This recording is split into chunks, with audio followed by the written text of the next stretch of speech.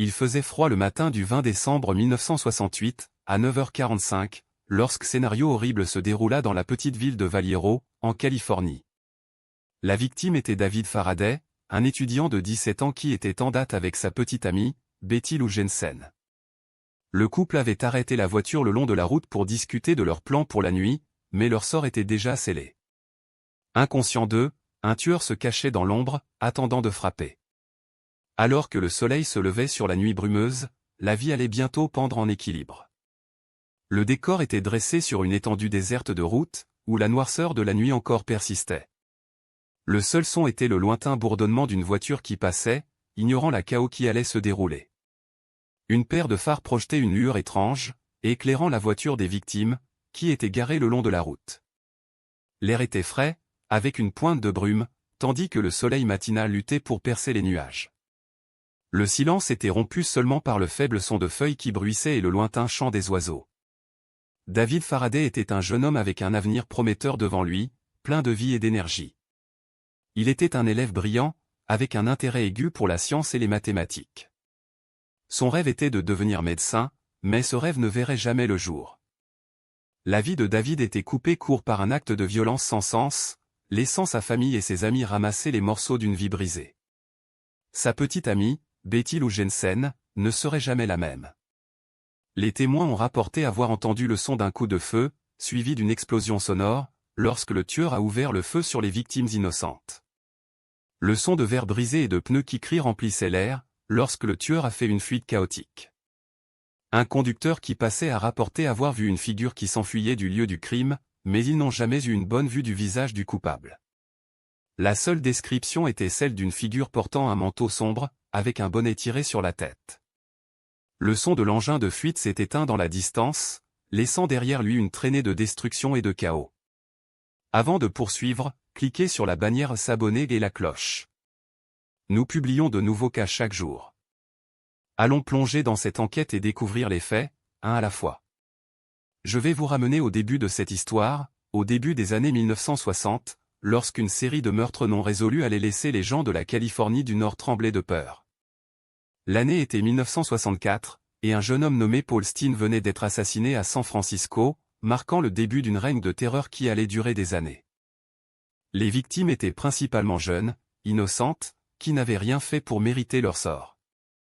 Leur vie était coupée court par un acte de violence sans sens, laissant derrière elles des familles et des amis qui devaient ramasser les morceaux. Au fil des ans, le tueur allait devenir connu sous le nom de Zodiac Killer, un nom qui allait faire frémir les gens de la Californie du Nord. Alors que nous plongeons dans le monde du Zodiac Killer, nous allons explorer la complexe toile de preuves et d'indices qui ont été laissés derrière. Des lettres cryptées aux meurtres atroces, les preuves étaient là, mais le tueur restait évasif, toujours un pas devant la loi. Mais qui se cachait derrière le masque du Zodiac Killer? Était-ce un individu solitaire, poussé par le désir de notoriété, ou un groupe de personnes travaillant ensemble pour commettre ces crimes odieux?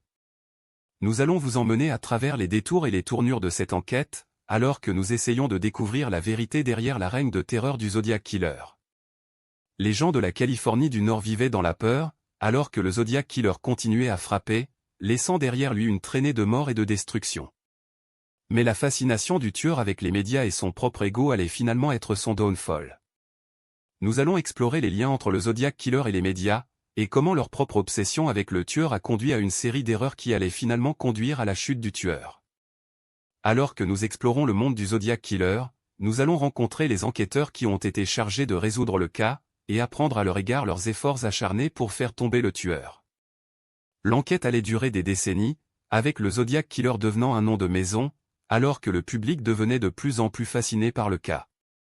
Mais derrière les scènes, les enquêteurs travaillaient sans relâche pour découvrir la vérité, suivant des indices et entretiens avec des témoins, dans le but de capturer le tueur. La personne centrale dans ce cas est Arthur Lee Allen, un homme de 52 ans résidant à Vallejo, en Californie. Il vivait dans une maison confortable avec son épouse et ses 2 fils. Allen était un violeur d'enfants condamné et un tueur en série suspecté, mais son chemin de violence et de déception remontait à des années avant son arrestation. Né le 18 juin 1915, Allen grandissait dans une famille de classe moyenne et avait toutes les opportunités de devenir un individu réussi. Sa vie d'enfance semblait être sur la bonne voie, mais une série d'événements malheureux allait plus tard le transformer en tueur. La vie quotidienne d'Arthur Lee Allen était marquée par la routine et la prévisibilité. Il travaillait comme chauffeur de bus scolaire et était apprécié de la communauté, qui le voyait comme une personne amicale et accessible. Sa vie familiale semblait normale, mais des rumeurs de son implication dans la pédophilie commencèrent à émerger dans les années 1950. Le comportement d'Allen devint de plus en plus erratique, et ceux qui le connaissaient commencèrent à soupçonner que quelque chose ne collait pas. Malgré cela, il était capable de maintenir une façade de normalité, ce qui rendait difficile pour quiconque de déceler sa vraie nature. L'un des facteurs qui rendait Arthur Lee Allen sympathique et relatable était son charisme. Il était une personne charmante et affable qui pouvait facilement se connecter avec les autres. Ses amis et connaissances le trouvaient être un bon écouteur et un compagnon loyal. Cela rendait encore plus difficile pour les gens de soupçonner qu'il était capable de crimes aussi odieux. Cependant, ceux qui le connaissaient mieux commencèrent à remarquer une facette plus sombre de sa personnalité, marquée par une colère et une rancœur profondément enracinées. Les relations d'Arthur Lee Allen étaient complexes et multifacettes. Il était membre de la loge maçonnique locale et était impliqué dans diverses activités communautaires. Cependant, ceux qui le connaissaient le mieux commencèrent à réaliser que ses relations étaient superficielles et superficielles. Il utilisait les gens pour servir ses propres intérêts et manipulait ceux qui l'entouraient pour obtenir ce qu'il voulait. Lorsque ces relations commencèrent à se déliter, Allen devint de plus en plus isolé et retiré, ce qui mena à une série d'événements qui allèrent changer le cours de l'histoire pour toujours. La nuit du 20 décembre 1968 était froide à Vallejo, en Californie. Une épaisse couche de brouillard s'était déposée sur la baie de San Francisco, réduisant la visibilité à presque zéro. Les rues étaient étrangement silencieuses, à l'exception du bruit lointain d'une voiture qui passait. Il était environ 21 heures lorsque l'inimaginable allait se produire. Les résidents de Vallejo allaient être plongés dans un monde de terreur et de mystère. Dans les mois précédant le crime, un sentiment d'inquiétude avait commencé à se répandre dans la petite communauté de Vallejo.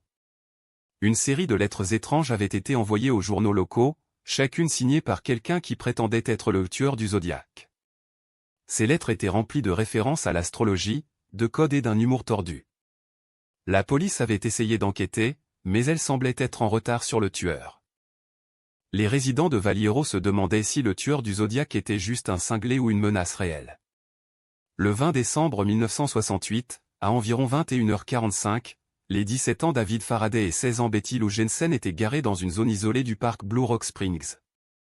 Le jeune couple avait été en date, et ils avaient décidé de faire une balade dans le parc désert pour prendre un peu d'air frais.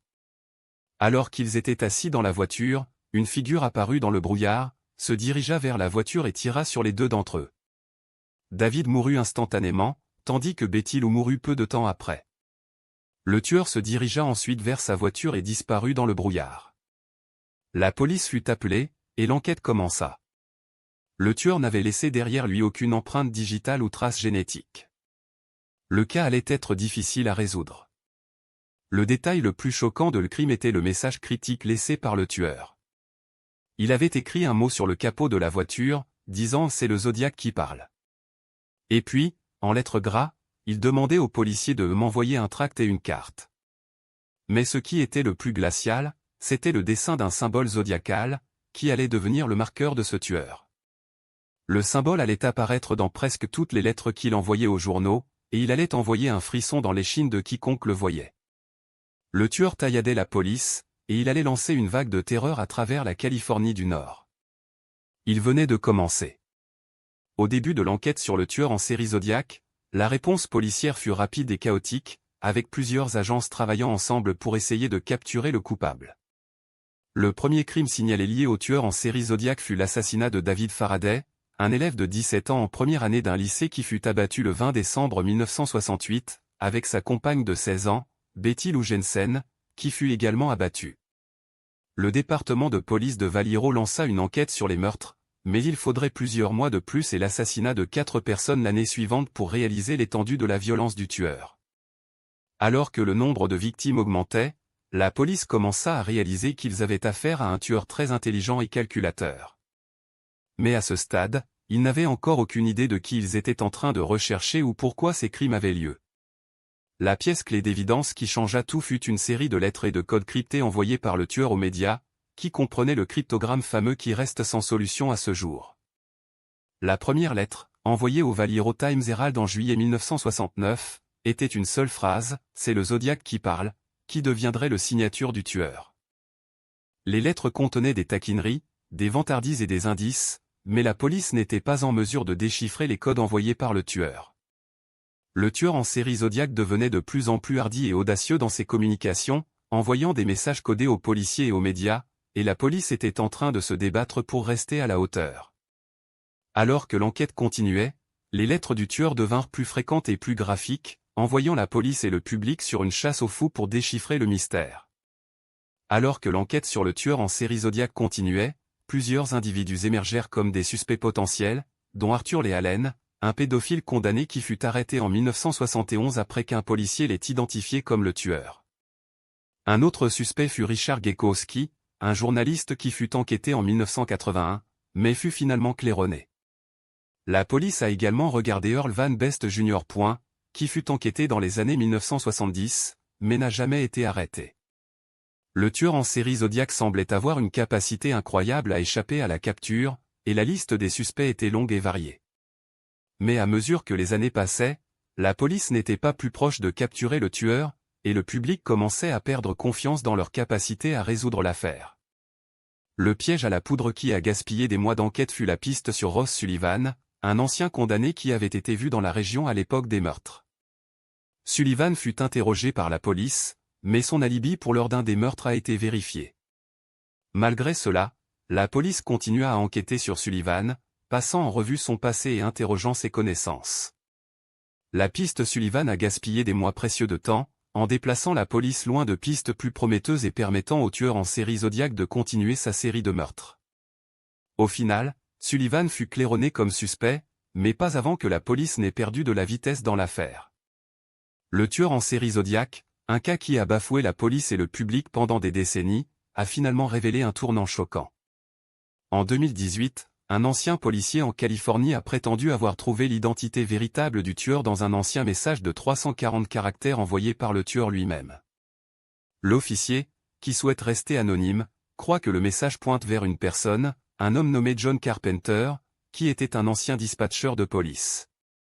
Cette révélation a stupéfié la communauté des crimes true, car beaucoup avaient renoncé à l'espoir de résoudre le cas. Avec de nouvelles preuves qui émergent, ce cas a finalement reçu l'attention qu'il mérite. Le message du tueur en série Zodiac, « J'espère que vous avez beaucoup de plaisir à essayer de me capturer » a été envoyé au San Francisco Chronicle en 1969. L'officier croit que la phrase clé « J'espère que vous avez beaucoup de plaisir » est une référence critique au nom complet de Carpenter, John Hope Carpenter. Cette interprétation a été accueillie avec scepticisme par beaucoup, mais l'officier reste convaincu qu'il s'agit du point de rupture dont ils avaient besoin pour résoudre le cas. Le fait que Carpenter était un dispatcher de police à l'époque des meurtres ajoute une couche supplémentaire d'intrigue à cette théorie. C'est un tournant qui soulève plus de questions qu'il n'en répond, mais une chose est certaine, c'est un changement de game pour ce cas. Malgré les nouvelles preuves, le cas du tueur en série Zodiac reste non résolu.